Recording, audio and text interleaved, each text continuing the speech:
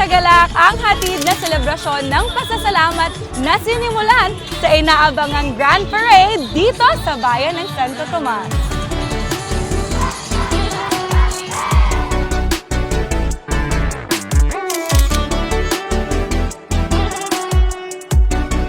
Bawat bayan na nakasentro sa agrikultura ay may ipinagmamalaking produkto na siyang ipinagdiriwang sa kanilang kapistahan bilang pasasalamat sa masaganang ani o produksyon nito.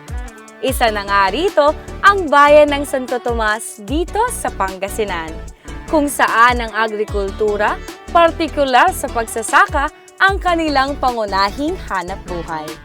At mula sa kanilang tagline na Paspas Santo Tomas, na sumasalamin sa mabilis at dekalidad na serbisyo ng kanilang mga manggagawa na siyang naging daan sa progreso at positibong pagbabago ng bayan. Epic rock. They thrive and they sweat, planting seeds for their future needs. Ako si Izzy, ang inyong travel queen, at tayo'y sabay-sabay na magpasalamat sa mga manggagawang Tomasino na siyang sentro ngayong kapistahan sa bayang ito, dito sa Ganda Mo, Pangasinan. Simulan na ang pasalamat, pumasyat sa Pangasinan, balikan ang lahat na papasaya kanila. Klasin ang taglay na ganda, siguradong mag-enjoy ka kanila. Pumasyat sa Pangasinan, balikan ang lahat na papasaya kanila. Klasin ang taglay na ganda, siguradong mag-enjoy ka. Balikan Pangasinan!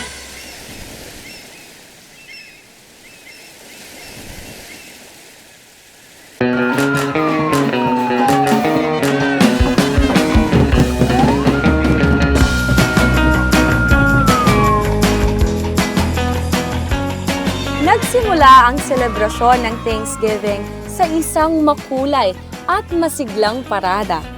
Ito ay pinangunahan ng alkalde mayor ng bayan at kasama ang ilan pang opisyales ng munisipyo. Masiglang nakiparada rin ang mga street dancers na mula sa paaralang elementarya at high school na sila ring magtatapatan sa kompetisyon. Nakita rin sa parada ang ilang mga farmers associations, OFWs, at iba pang mga manggagawa na silang highlights ng pagdiriwang. Paspas to the next level of performance naman ang hatid ng mga Tomasinos. At bawat kalahok ay hindi nagpahuli sa tagisan ng galing sa pagsayaw.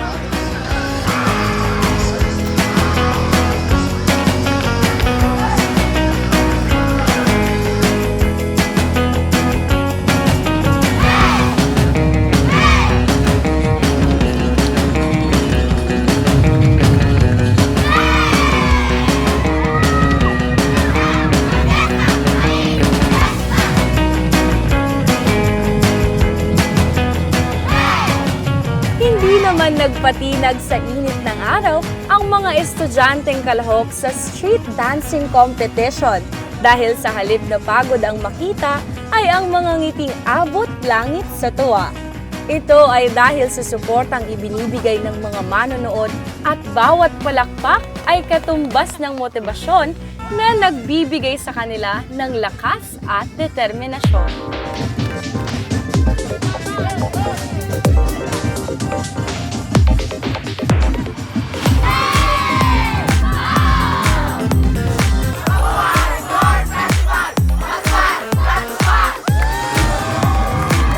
Nakakabitin ang kanilang mga performances sa kalsada, no? Pero hindi dyan nagtatapos ang kanilang breathtaking performances dahil dito sa Amang Timot People's Auditorium ang pagpapatuloy ng tagisan ng galing sa mas pinabonggang choreography. Let's go!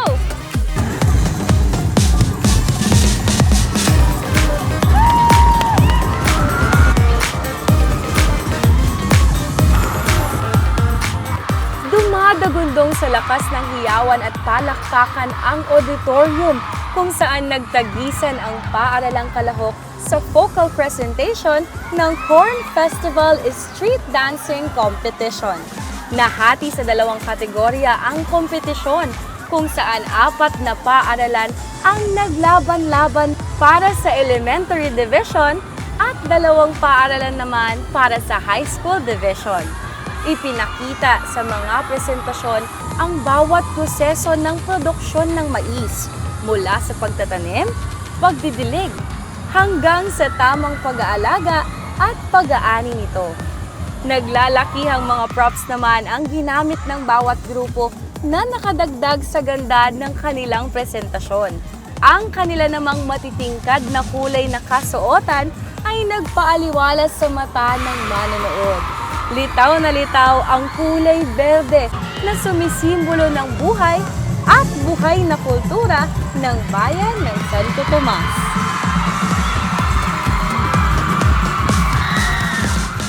Nakakaindak na sayaw, naglalakihang mga props at napakatamis na mga ngiti ang handog sa atin ng mga mananayaw na Tomasino.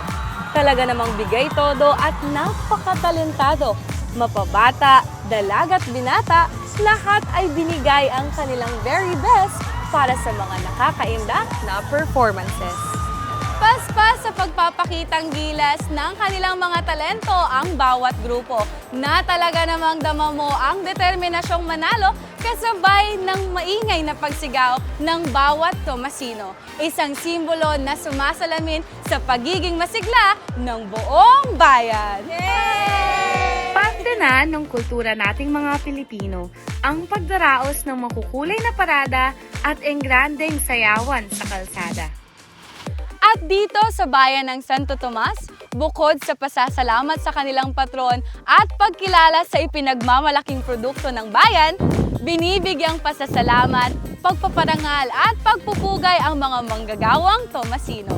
Sa ating pagbabalik, sila naman ang bibida dito pa rin sa Ganda Mo, Pangasinan.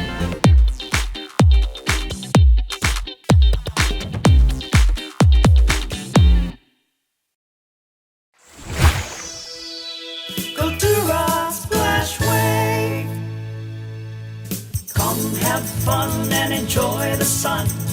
Family and friends as one. Welcome to Cultura Splash Wave, a world-class resort nestled at the foot of the mountains. Have fun with the different waves at our amazing wave pool. Be thrilled at the heart-pounding giant slides. Swim to your heart's content at the uniquely designed dolphin pool. Be a child again with your family and friends at the Water Factory. Enjoy the comforts of your home at the spacious, elegantly furnished, air-conditioned rooms. Celebrate the best times of your lives at Juliet's Legacy Hotel and Pavilion. Face your fears at our Skywalker. Relax and find your calm at our Fish Spa. Located at Cares, Pugo, La Union. Live the adventurous life with Cultura Splashway. Join us now, come on, Cultura Splashway. Cultura Splashway. Come have fun and enjoy the sun. Family and friends as one. In the waters, join us now, come on, Cultura Splashway. See you there. Cultura Splashway.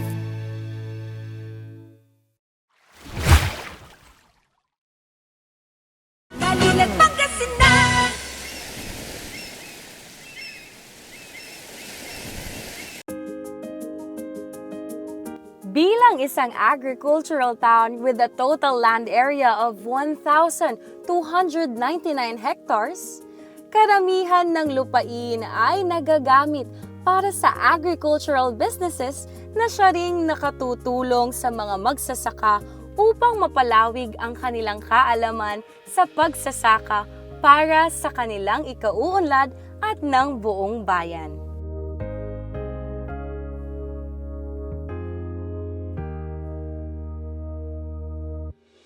Malaking parte ang ginagampanan ng mga manggagawa mapaloob o labas man ng bansa. Mga sakripisyo at kontribusyon sa bayan na kailanmay hindi mahihigitan. Kaya't karapat-dapat lamang na sila ay pasalamatan.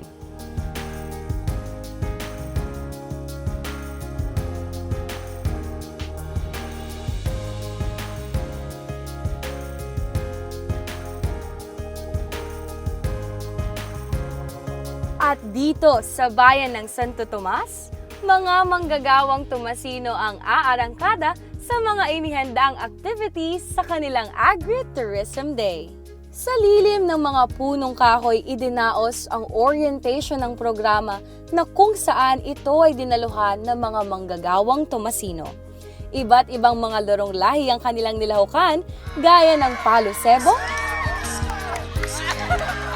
hulihan ng biik, at pokpok palayok. Inuulit ko, lalong-lalo na ang mga farmers, mga manggagawa at OFW. Kung pwede lang na lahat makausap ng mga katulad ko na mapasalamatan sila sa sobrang sakripisyo ang OFW. Wala sa tabi ng kanilang mga pamilya. Minsan, napapabayaan yung mga anak. Pero andun pa rin sila. Gumagaan ang antas ng ng programa ng sa monitoring ng government, dahil kung walang dolyar na madadala dito sa Pilipinas, mahirapan tayo. Ang mga manggagawa natin, sana mabigyan ng pansin. Ito na, it's about time na bigyan sila ng tama at wastong atensyon. At ganun din ng ating mga farmers. Sana yan ay matugunan ng ating gobyerno. Ang unang-una yung marketing process na kanilang sakripisyo. It's not just through our local produce that ties us with our roots, because stronger connections within our community can come in many ways. Isa na nga rito ang pagbabalik tanaw sa mga larong lahi na kinagisnan ng bayan.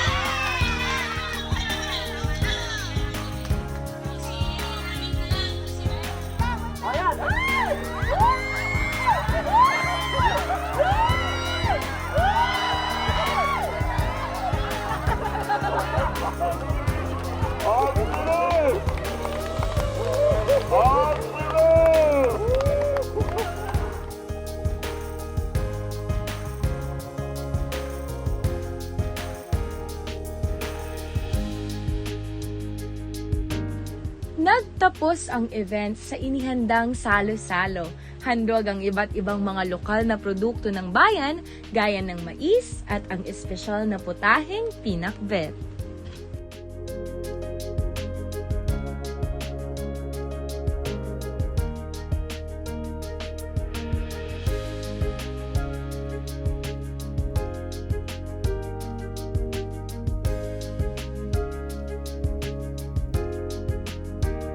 Agri-Tourism Day is a way for the community to unite the Tomasino laborers. Isang pagdiriwang na ang diwa ay pagkakaibigan at pagbubuklod na hindi lamang natatapos sa umaga, ito rin ay makikita sa gabi ng pakikipagkapwa.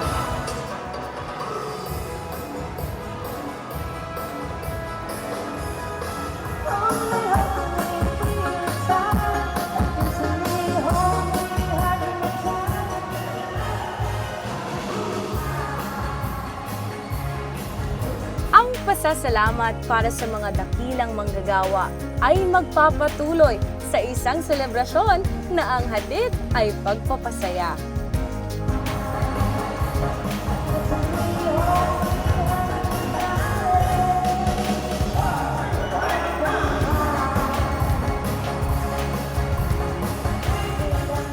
Agreeing-agree ang mga manggagawang lumahok sa agritourism activities dito sa Town Fiesta ng Bayan ng Santo Tomas. Hatid ang iba't ibang mga recreational activities na siyang nagbigay sa kanila ng kasiyahan at ngiti sa labi para sa isang araw mula sa buong taon ng pagkayod.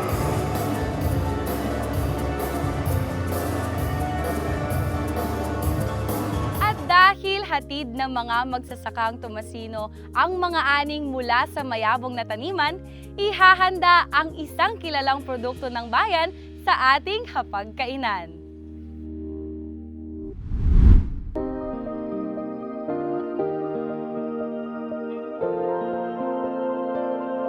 Mula sa dedikasyon sa sakahan at taniman, atin namang sabay-sabay na tunghayaan ang iba't ibang paraan ng pagluluto ng mga katakam-takam na merienda mula sa bunga ng pagod ng mga magsasaka.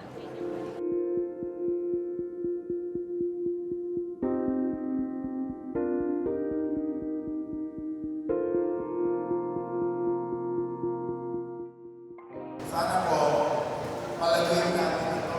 Ipakilala natin. Kilala tayo sa Facebook. Kilala tayo as Hall of Famer for Best Quality Corn. 3 taon po na consecutive years nakuha po lang sa Tomas. I was councilor then. The mayor is Mayor Dave by that time. Nakuha po lang sa Tomas. 3 years po tayo awarding ng Best Quality Corn National Award. Ang late ng Santo Tomas, pinakamasarap na mais. Sa labas pa lamang ng auditorium ay malalanghap mo na ang aroma ng mais habang ito ay inihahanda ng mga kalahok sa explosion of the Corntural Chef de Cuisine, kung saan nagtagisan ang 10 barangay at 2 paaralan sa pagluluto ng merienda at ang produktong mais ang pangunahing sangkap. Ito na ang ika-17 edisyon ng Corn Cook Fest na ginaganap taon-taon sa bayan ng Santo Tomas.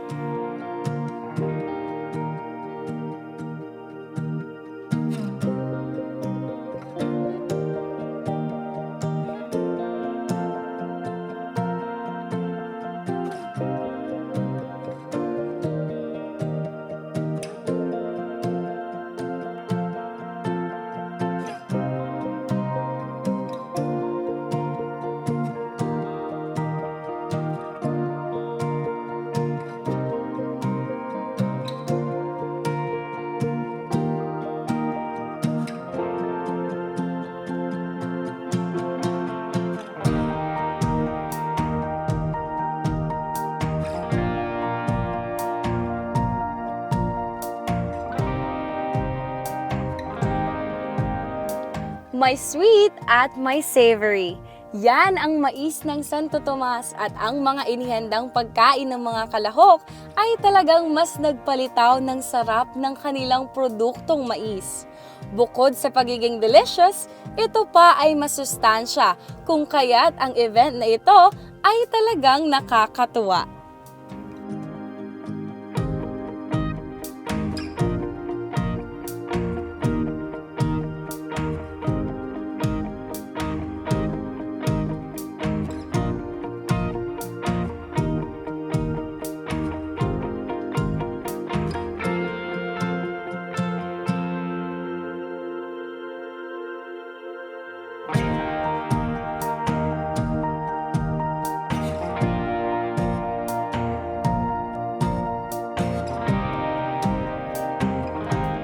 Kasing lawak ng mga taniman ang pagpipilian sa mga inihandang merienda na patok sa panlasa ng mga mamamayan. Kaya't isang pagbati para sa ipinakitang husay ng mga Tomasino pagdating sa pagluluto.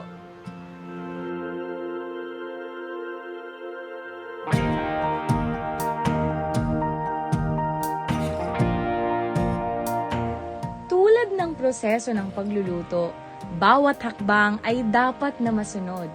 At speaking of hakbang, ihanda na ang mga kamay sa pagkumpay at sa paggiling ng bewang ay sumabay. Lahat ng yan, abangan sa pagbabalik ng Ganda Mo, Pangasinan.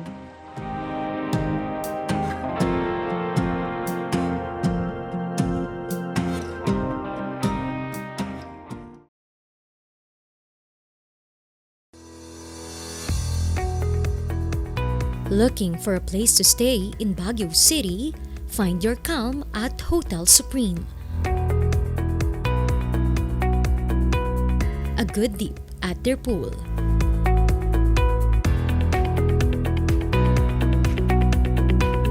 Clean and comfortable rooms with a view.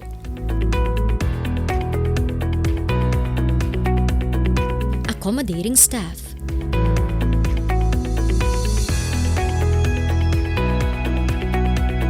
You can also enjoy a sip of coffee at their coffee shop.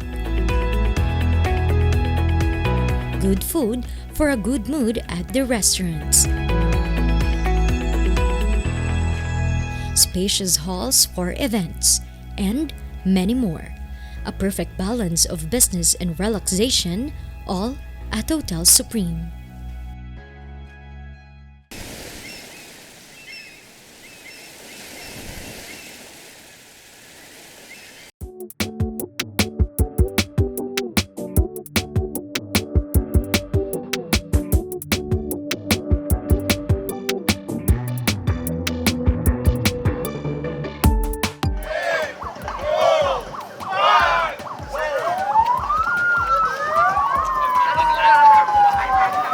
Hindi lamang dapat sa stress at work tayo pinagpapawisan. Dapat sa healthy rin na paraan. Kaya naman, let's get it on at makisaya. So, 300-meter walkathon at sumabay sa Zumba ng Bayan. Bukod sa mayamang agrikultura, ramdam din ang pagmamahal at suporta ng bayan para sa mga LGBTQIA+ community.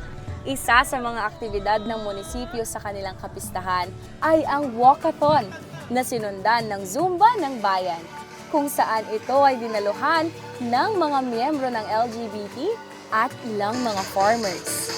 Ang event na ito ay hindi lamang para mahikayat ang mga tao na maging malusog. It also became a way to foster friendship among the people, regardless of their gender identities.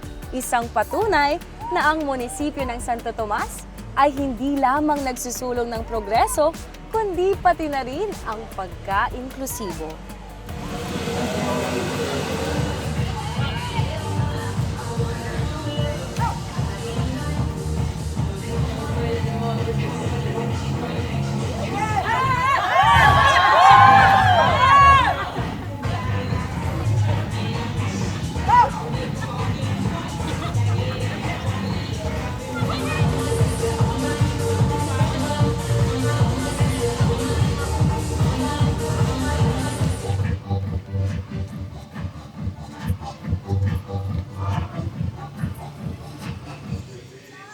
Dahil LGBT friendly po ang bayan ng lokal na Santo Tomas, kaya nabigyan po kami na mga LGBT na mag-organize dito po sa kapistahan.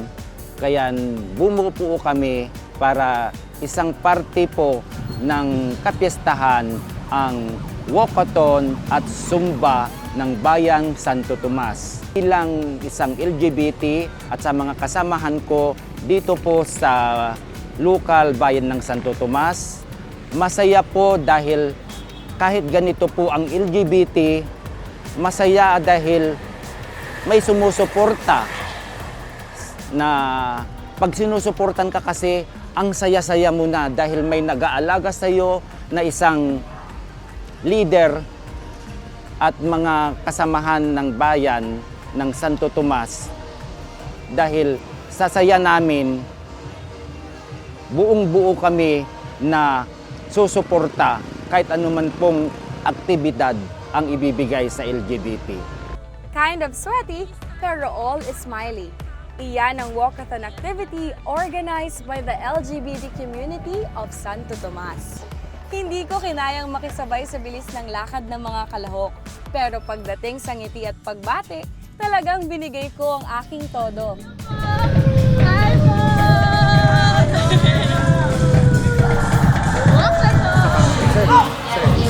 Iwasan mo yun.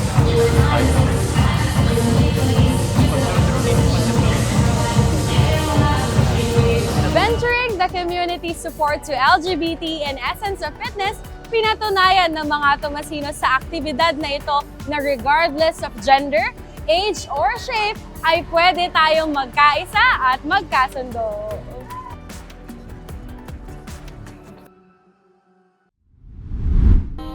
From the Walkathon's message of unity to a stage for an empowering diversity of beauty, ang pinakamagandang gabi sa bayan ng Santo Tomas.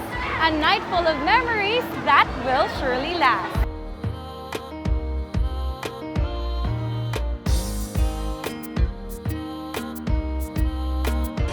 Tonight is not just a parade of beauty, but of confidence, discipline, determination, and consistency.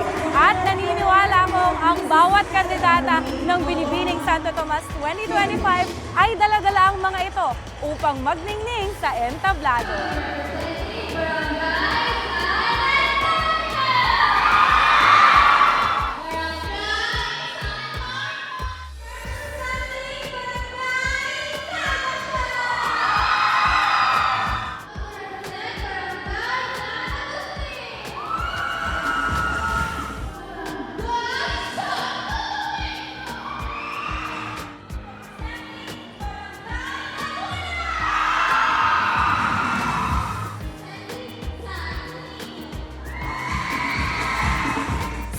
Tabladong napapalibutan ng mga spotlight at kabila ang lente ng kamera, nagtagisan ang 10 kandidata mula sa 10 barangay ng bayan ng Santo Tomas.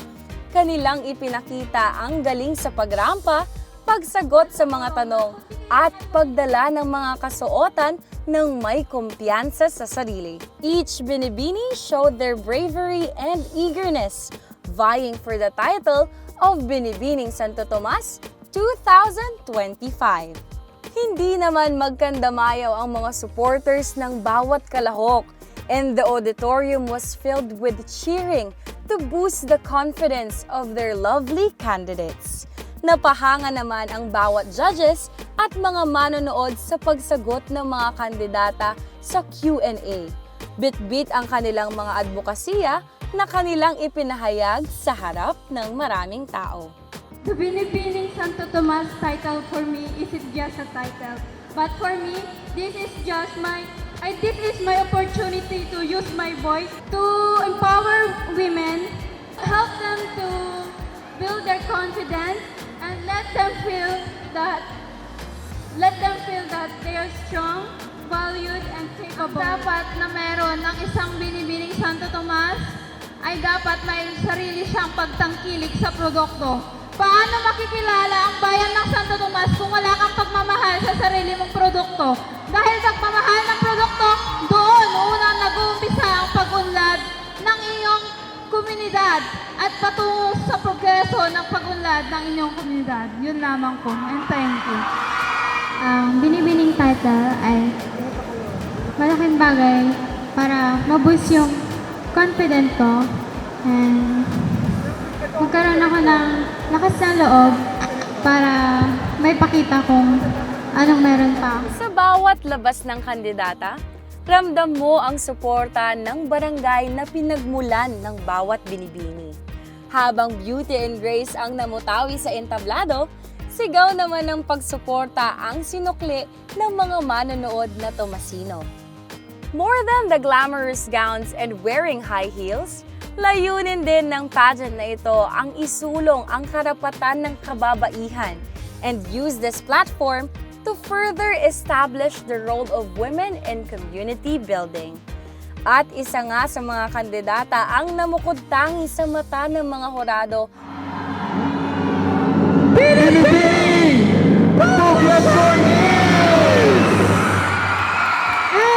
At hinirang si Karen Fajardo ng Binibining Poblacion East bilang Binibining Santo Tomas 2025. Kaka-overwhelmed po and super, di ko po in-expect. This is my 3rd time na sumali po sa pageant and ngayon po nakuha na po yung title. And my message po sa mga next generations po na sasali sa pageant, kahit po may doubt kayo sa sarili nyo, huwag nyo pong hayaan na matalo kayong doubt na yun.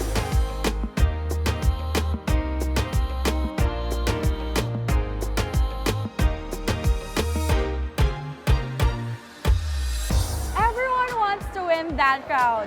Pero sabi nga nila, isa lamang ang magwawagi. And tonight decides the fate of one girl to be the new Binibining Santo Tomas 2025.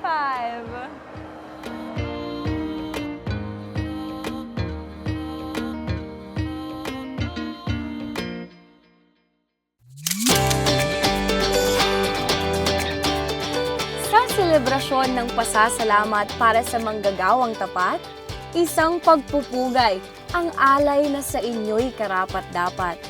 Sa bawat butil ng mais, sa pagod at hirap kakayaning magtiis para sa maayos na kinabukasan na siyang nais. Para sa mga manggagawang Tomasino, ang inyong pagsisikap at dedikasyon ay hindi matatawaran ng kahit na sino. Mga bayaning tunay ng lalawigan ng Pangasinan na dapat pasalamatan ng bawat mamamayan. At sa bayang pinagbuklod ng agrikultura, sa hirap at ginhawa ay sama-sama. Pagkakaisa na kailanman ay di mawawala. Sa produktong ipinagmamalaki, binhi na siyang susi sa pangarap na minimithi.